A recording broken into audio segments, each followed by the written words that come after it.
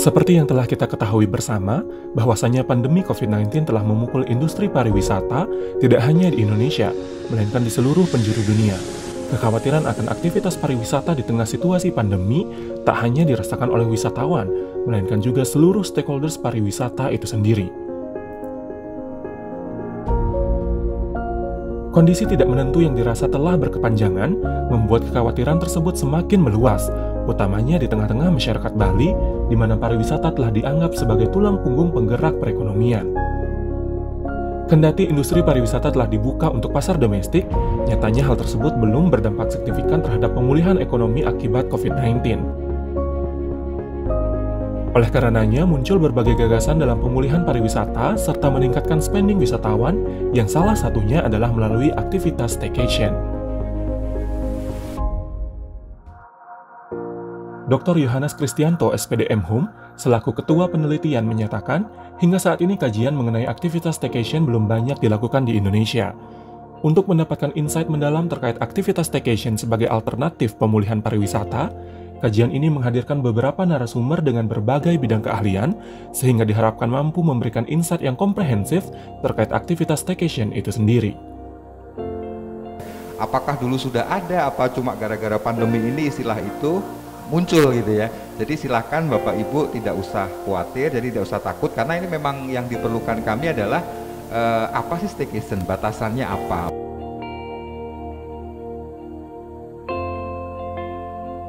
Dekan Fakultas Pariwisata Universitas Udayana, Dr. Inyoman Sunarta MSI juga menekankan bagaimana kajian ini agar mampu mengungkap aktivitas staycation sebagai alternatif kegiatan pariwisata, terutama untuk Bali yang sebelumnya bertumpu pada wisatawan internasional.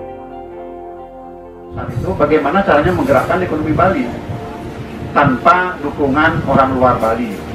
Berarti menggerakkan orang lokal di lokal untuk menggerakkan ekonomi lokal. Itu yang kita lihat, ternyata sebagian besar orang-orang Bali yang middle namanya. Itu dari situ. Nah, itulah yang mungkin konsep kami atau orang Bali yang pergi kemanapun ke outbound tadi dibilang. Karena dia yang menganggap di sana sehat.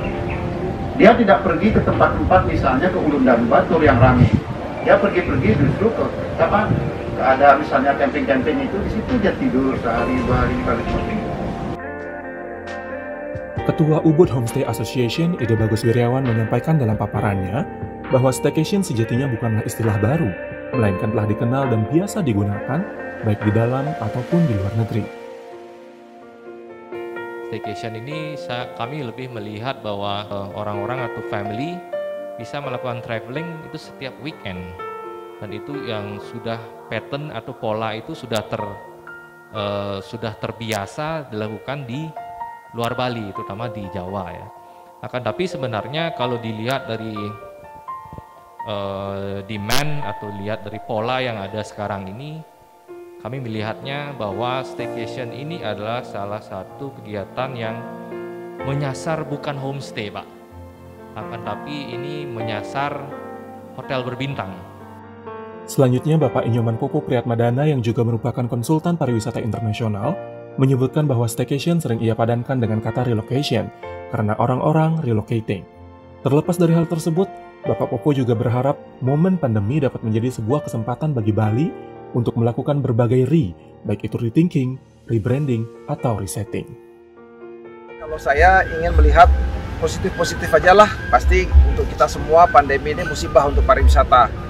Tapi secara positif apa, masih ada juga beberapa hal yang bisa kita lakukan, bagaimana kita bisa melakukan diversifikasi produk, dan juga melakukan revisit dan rethinking terhadap bagaimana kita berbisnis di masa sebelumnya, yang kita sebut mungkin zaman normalnya pariwisata. Karena sekarang akan ada skema-skema baru, cara-cara baru untuk berwisata, dan standar-standar baru, termasuk juga cara-cara baru bagi pemerintah untuk mendapatkan income dari sektor pariwisata. Bapak Paul Edmundus Talo dari Indonesia Inbound Tour Operators Association menyampaikan bahwa Bali memiliki peluang yang besar dalam mengembangkan staycation.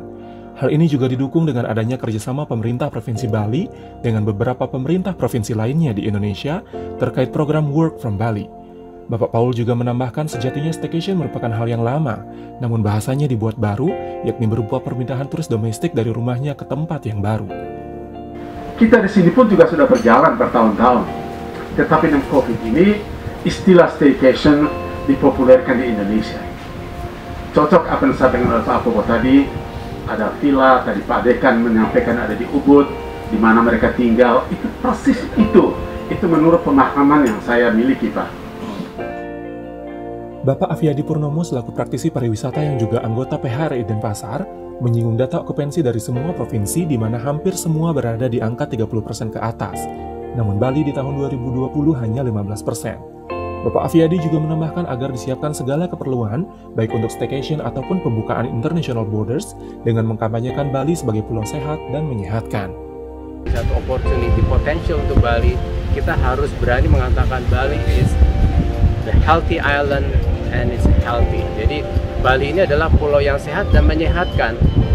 Buat kami dari pihak perhotelan juga akan sangat mendukung apabila kita mulai direncanakan untuk membuka international borders. Ini dengan sendirinya akan terseleksi secara alami nanti yang akan masuk ke Indonesia.